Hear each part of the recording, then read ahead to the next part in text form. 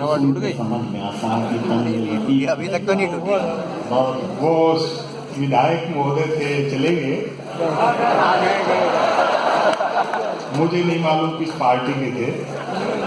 अभी पिछले दिनों में ऐसे सामने विधायक बैठे थे, ऐसे पूछ लिया मैंने, कैसा आप कांग्रेस में हो गया? बोलो ना, मैं बीजेपी में हूँ, कांग्रेस में घंटे भर पहले था।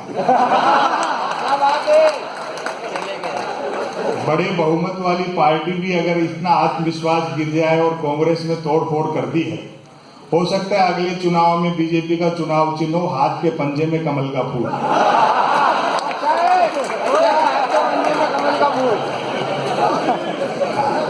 ये शरद जोशी का शहर है, राजेंद्र माथुर का शहर है। वो पत्रकारिता का दौर आप याद करो, जब नवा टाइम्स के अंतिम पेज पर बाएं कोने पे प्रतिदिन छपता था और अखबार वहां से शुरू होता था। उर्दू अदब में इशारे से बात की जाती है, हिंदी हमें सीधा नाम लेने की छूट देती है, और जिस तरह की व्यवस्थाएं चलती हैं उसमें नाम लेना जरूरी है। हाँ, बड़ा आनंद है आप लोगों के बीच में, आपने मुझे याद किया। इतने उर्दू अदब के बड़े लोगों के बीच में मैं पुनः आपका अभिवादन स्वीकार करता हूँ।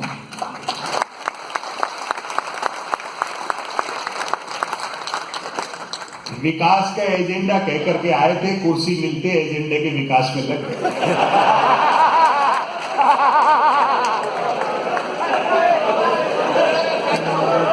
सवाल खड़े करो तो जूता निकालते हैं, सवाल खड़ा करो तो जूता। प्रवक्ताओं की तो छोड़ो, कई मंत्री तक इतने गुस्से में रहते हैं कि जिसको पीटने दौड़ते हैं उससे आगे निकल जाते हैं।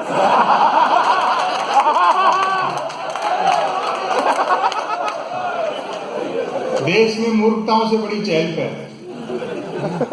अभी एक बीजेपी के एक बड़े नेता ने कह दिया था, इस शहर से उनका सरोकार है कि साहब बापू का आजादी के आंदोलन में कोई योगदान नहीं रहा। हमने उसे गंभीरता से नहीं लिया कि हो सकता है खुद के बापू के लिए कह रहे हो।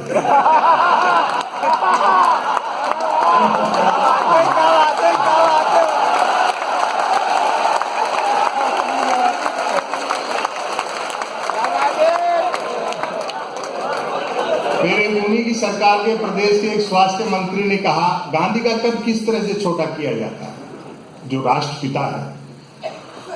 प्रदेश के स्वास्थ्य मंत्री ने कहा कि साहब गांधी जी का चित्र नोटों पे छपता है, उससे मुद्रा का अवमूल्यन हो गया, कीमत घट गई। यही भारतीय प्रजातंत्र की डेमोक्रेसी की खूबसूरती है कि शारीरिक और मानसिक रूप से बीमार आदमी भी स्वास्थ्य मंत्री बनाया गया।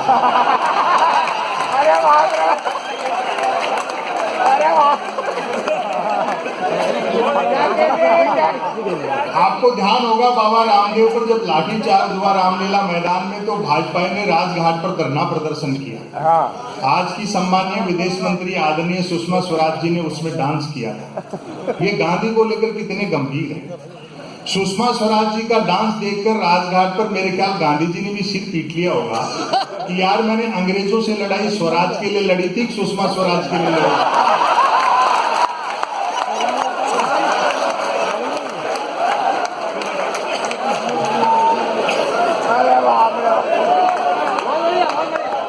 लोग कहते हैं कि साहब पार्लियामेंट तो पार्लियामेंट, लाल किले से भी झूठ बोला जाए। संपत सरल जी, आपको कैसा लगता है? मैंने कहा मुश्ताक अहमद यूसुफी साहब का एक वक्तव्य है कि बोलने वाला और सुनने वाला दोनों जानते हो कि ये झूठ है, तो ये गुनाह नहीं है। क्या बात है। कार्यक्रम का समय 7 बजे का था, आप थोड़ा देर से शुरू कर पाए, और सरोज कुमार जी भी एक शायर को सुन करके चले गए थे। उम्र का तकाजा भी हो सकता है, बाकी जिसको सम्मान करो उसको अंत तक बिठाना हो तो चेक सबके लास्ट में दिया करो।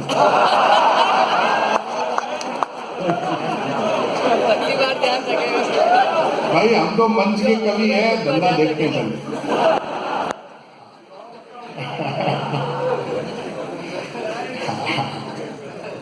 ये कार्यक्रम 2-1 साल में सारे देश के कार्यक्रम समय से शुरू करना हो जाएंगे, जब देश में बुलेट ट्रेन चल जाएगी। सुनते हैं कि उस बुलेट ट्रेन का किराया भी कम होगा और वो सवारियां लेने भी घर घर जाएंगे। और आदरणीय प्रधानमंत्री जी ने बड़ा दिमाग से काम लिया, जिसको कहते हैं ना हिंदुस्तानी दिमाग। जापान से कर्जा भी 50 साल के लिए लिया बुलेट ट्रेन के लिए। वो जानते हैं 50 साल बाद न देने वाले बचेंगे न लेने वाले बचेंगे। और बाई द वे किसी जापानी को अपना कर्जा याद रह भी गया 50 साल बाद, वो मांगने के लिए जैसे बंबई उतरेगा, अपन उन्हीं की बुलेट ट्रेन में बैठ करके अहमदाबाद निकल लेगा। शिंजो आबे को साफ कह दिया गया है कि ट्रेन हमारे सवारियां ढोने के काम नहीं आएगी, चुनाव के लिए चलानी है। इसलिए जितना जल्दी हो सके फटाफट चलाओ, भले पटरी वटरी बाद में बिछाते रहना।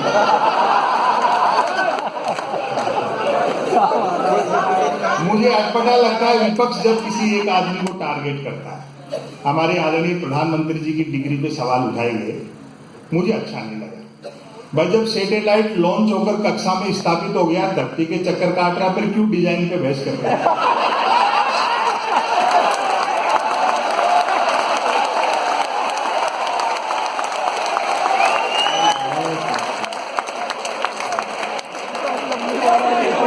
हालांकि डिग्री से अनुभव बड़ा होता है, डिग्री से अनुभव बड़ा होता है। मैं ऐसे कई लोगों को जानता हूं जिन्होंने एजुकेशन लोन लेकर आईआईटी की थी, फिर उस लोन को चुकाने के लिए उनको आईटीआई करनी पड़ी। बाद में उनके पार्टी के दो बड़े नेताओं ने बाकायदा प्रेस कॉन्फ्रेंस करके प्रधानमंत्री की डिग्रियां दिखाई। वो डिग्रियां दिखाने के बाद में विरोधियों का मुंह बंद हुआ कि हमारे आदरणीय प्रधानमंत्री ने न सिर्फ एमए कर रखा है बल्कि बीए भी कर रखा है।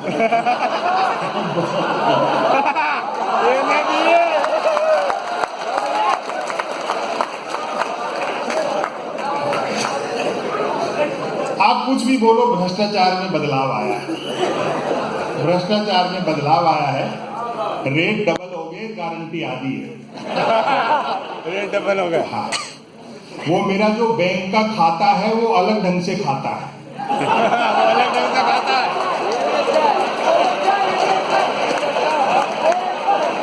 मैं तो आज स्टेशन से होटल तक पहुंच रहा था, जो सज्जन लेने गए उनको यूं ही पूछ लिया। मैंने कहा होटल के रास्ते में कोई बैंक तो नहीं पड़ेगा?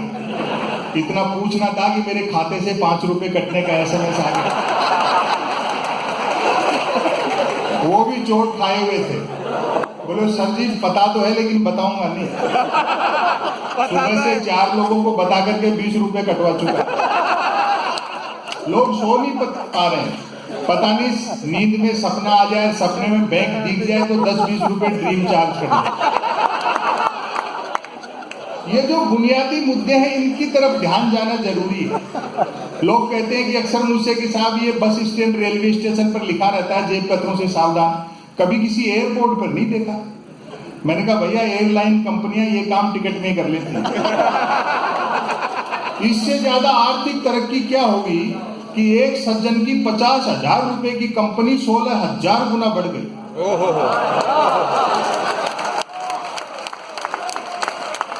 और व्यंग पर आपकी अब दाद उठे, लेकिन ऐसे खिलाड़ी को कौन आउट करे जिसके पिताजी एम्पायर हो।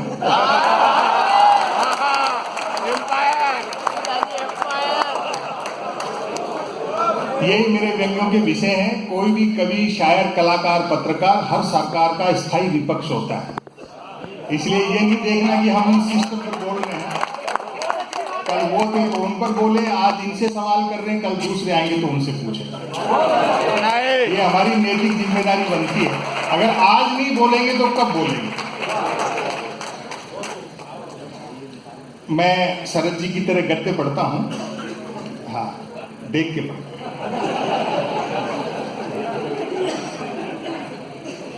जिस दौर में हम जी रहे हैं वो सोशल मीडिया, टेलीविजन, इन तमाम, मैं तो इनको व्यवधान मानता हूं, ये मदद कम कर रहे हैं, भ्रमित ज्यादा कर रहे हैं। वो टीवी देखो जो प्राइम टाइम पर बहस आती है, पत्रकार बंधु या बैठे हो माफी चाहता हूं, उनकी गलती नहीं है, उनके पीछे जो लोग हैं मीडिया हाउस चलाने वाले, जिन्हें राज्यसभा की मेंबरी चाहिए। क्या बात है।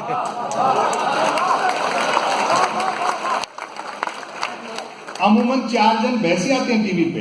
एक मुद्दे का समर्थक, दूसरा मुद्दे का विरोधी, तीसरा बुद्धिजीवी दोनों को हड़काने वाला, और चौथा एंकर तीनों को भड़काने वाला। और व्यंग पर आपकी दाद उठेगी, चौथा एंकर तीनों को भड़काने वाला बहस होनी होती है गरीबी की रेखा पर और करते रहते हैं रेखा की गरीबी पर। रेखा की गरीबी पर। आजाद भारत में जो हमने थोड़ा सा पढ़ा है या समझदार होने के बाद जो देखा है, ये पहला मौका है जब गलती सरकार करती है तो मीडिया सवाल विपक्ष से कर रहा है। क्या बात है।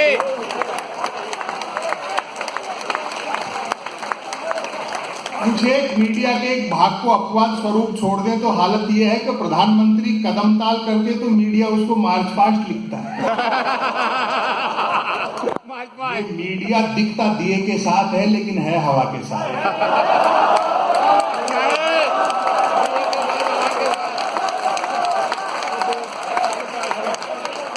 मैं सच बताऊं, सच बोलने के दबाव भी बहुत होते हैं। मैंने सोशल मीडिया पूरी तरह बंद कर दिया 1.5-2 साल काम में लेकर के। हालांकि बंद करने के 1-2 दिन तक तो मुझे यूं लगा जैसे नई नई नौकरी छूट गई हो। बड़े गाली गलौच अशिष्ट और इस तरह का उनका क्यों जवाब दें, इनको समय अपने आप सब सिखा देगा। जिन्हें मार्गदर्शक मंडल में डाल दिया आज उनको अकल आ गई ना कि राम किसी मठ में नहीं घट में रहते। जो सोशल मीडिया के माध्यम से अपशब्द अशिष्ट भाषा का इस्तेमाल करते हैं उनको जवाब मत दो, वो आपको होमवर्क देने के लिए छोड़े गए हैं। उनके झांसे में मत फंसो, एक दिन उनको भी जल्दी अक्ल आ जाएगी उन नौजवानों को। क्योंकि इंडिया को कितना भी डिजिटल कर दो, रोटी गूगल से डाउनलोड नहीं हो सकती।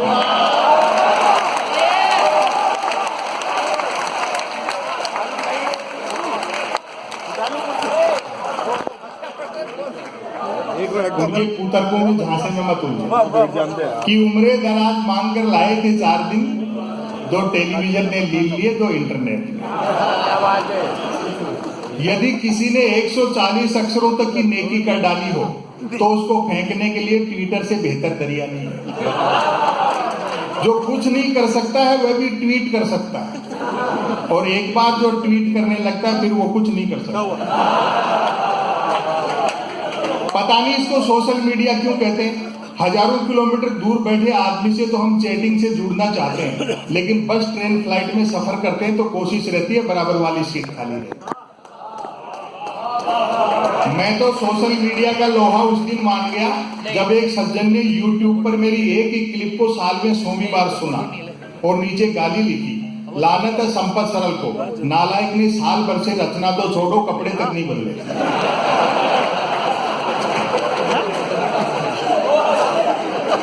एक आ गई ये सेल्फी, ये आत्ममुग्धता का दौर है। मैं देखता हूँ कई महिलाएं अपनी सेल्फी ले लेकर के हर 10, 15, 20 मिनट में सोशल मीडिया पे अपलोड करती रहती हैं। आपको सच बताऊं, सुंदरियों के चेहरे देखकर मेरे मन में वही भाव आते हैं जो कभी दर्पण में पद्मिनी का चेहरा देख करके अलाउद्दीन खिलजी के आया हूं। और व्यंग पर आपकी दाद मिले जहां मेरी दृष्टि गई बड़े धोखा हुआ, वही सुंदरियां मुझे आमने सामने साक्षात मिल गई। जिनको पद्मिनी समझता रहा वो तो खुद अलाउद्दीन खिलजी निकले।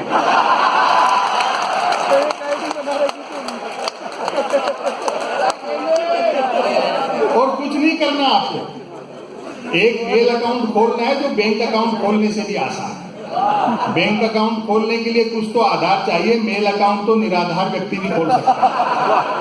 बाकी 3 जरूरी चीजें हैं, एक स्मार्टफोन, नॉन स्टॉप इंटरनेट और निठल्लापन। लेकिन सोशल मीडिया के फायदे भी हैं। एक तो आदमी घर बैठे आवारागर्दी कर सकता है, और आज की रात अगर मैंने कोई अच्छी बात कह दी और आपको सोचने पर विवश कर दे तो आपकी दाद चाहूंगा।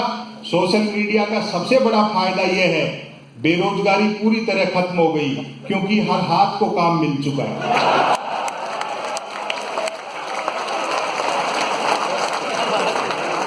ऐसे दौर में आप कवियों को, शायरों को बुलाते हो, इतनी बड़ी महफिल जुटाते हो, ये बधाई का काम है। क्योंकि तमाम जो मीडिया, सोशल मीडिया सब अपने काम में लगे हैं। उस दौर में, उस अंधेरे में यही एक ऐसा दिया है जो थोड़ा टिमटी मारा है।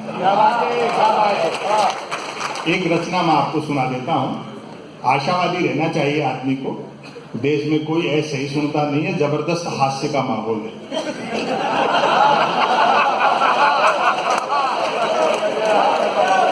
जिन्होंने अच्छे दिन का वादा किया था उनको उनका वादा याद दिलाओ तो खुद ही हंसने लगते हैं।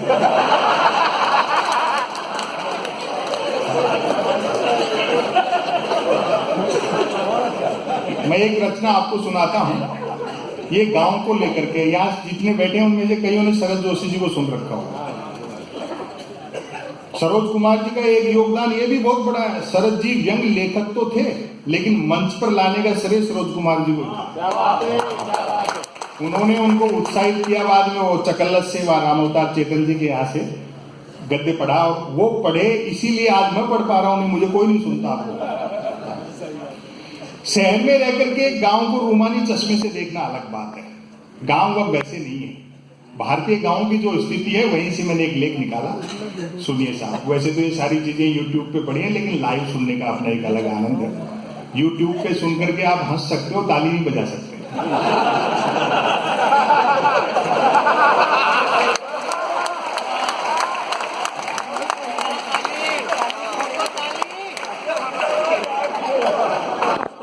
शहर की तुलना में राग द्वेष ईर्ष्या घटिया राजनीति और ये सारी चीजें गांव में ज्यादा होती है। लेकिन गांव में बस एक चीज है, सेंस ऑफ ह्यूमर, परिहास वृत्ति। शाम को मजाक करते हैं, बुरा मानते हैं। गांव का आदमी सुबह वैसा का वैसा। शहर के आदमी से मजाक कर लो, जिंदगी भर गांठ बांध के रखता है। बस ये जो सेंस ऑफ ह्यूमर है, यही गांव को शहर से अलग करता है। बाकी सारी चीजें वह उससे भी बदतर है। गांव बड़ा हल्ला है स्मार्ट सिटी का। जिस स्मार्ट सिटी में सारे काम बटन से होंगे, क्या उसमें भय, लालच, ईर्ष्या, अहंकार, झूठ और बेईमानी नहीं होगी? अगर ये सारी चीजें होंगे तो वो बटन आपको सुविधाएं दे सकता है, आप सुखी नहीं हो सकते। डिजिटल इंडिया का ढोल पीटा जा रहा है। गांधी जी कहते थे टेक्नोलॉजी मशीन साधन है, साध्य नहीं है। मैं आपको लिमिटेशन बताता हूं टेक्नोलॉजी की। जब एडिसन ने बल्ब का आविष्कार किया, तब बल्ब के कारोबारियों ने भी दावा किया होगा कि ये अंधेरे के ताबूत में आखिरी कील है। आज हम देख रहे हैं लोग अंधेरे का फायदा उठाकर चोरी करते हैं, और चुराए गए माल का बंटवारा बल्ब जलाकर किया जाता है। तो उसको साधन की तरह इस्तेमाल करो। सच्ची चीजें हैं, मनुष्य की संवेदना, उसकी करुणा, उसका मेल जोल, उसके सद्भाव, सच्चाई, ये सारी चीजें। बहुत अच्छा संपर्क भाई। एक आदर्श भारतीय गांव, पहली पंक्ति से पकड़ना। आज भी जो ये मानते हैं कि भारत की आत्मा गांव में बसती है, मेरे ख्याल से उन्होंने गांव उतने ही देखे हैं जितनी की आत्मा।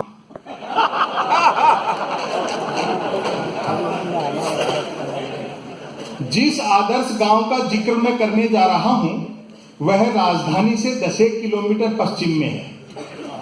चूंकि रास्ते में शराब के कई ठेके पड़ते हैं, अतः ये दूरी घटती बढ़ती भी रहती है।